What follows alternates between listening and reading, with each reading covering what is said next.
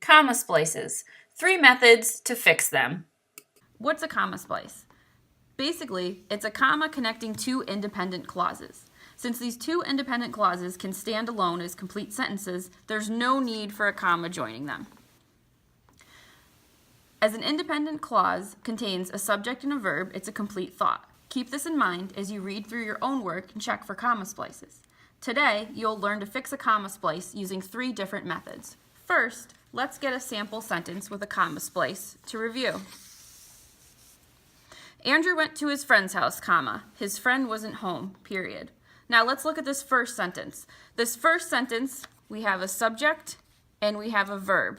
So this would be a complete sentence and an independent clause. If we look at the second part of the sentence, we have another subject and another verb. So these are 2 independent clauses combined with this comma. So we do not need that comma here.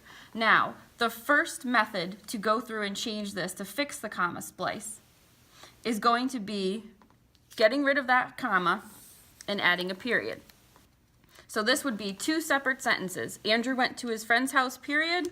His friend wasn't home, period. These 2 work very well on their own because they're independent clauses with a subject and a verb. Now, there are 2 other ways that you can go through and fix this comma splice. So if we look at, again, our first part here, Andrew went to his friend's house. His friend wasn't home. Again, the subject verb shows these are independent clauses. What we can do next is we can add a semicolon. So a semicolon can be added in place of this comma as these 2 independent clauses are very closely related in topic. If they weren't related in topic, we could not use that semicolon there. Now, we still have one more way of adding in and fixing this comma splice if we get rid of the semicolon, and that's going to be adding in a coordinating conjunction. Now, our coordinating conjunction, the easiest way to remember them are fanboys. So we have for, and, nor, but, or, yet, and so. So by adding one of these in after our comma here, we can complete this sentence.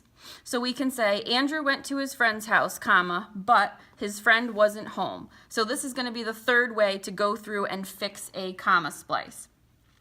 Now, keep these in mind, so as you're reading your own writing, you'll be able to fix your comma splice. So to review, we had add our period as one, a semicolon in place of the comma as the second, or your coordinating conjunction as the third. Now it's your turn. Remember, those 3 different ways to fix comma splices. Happy editing!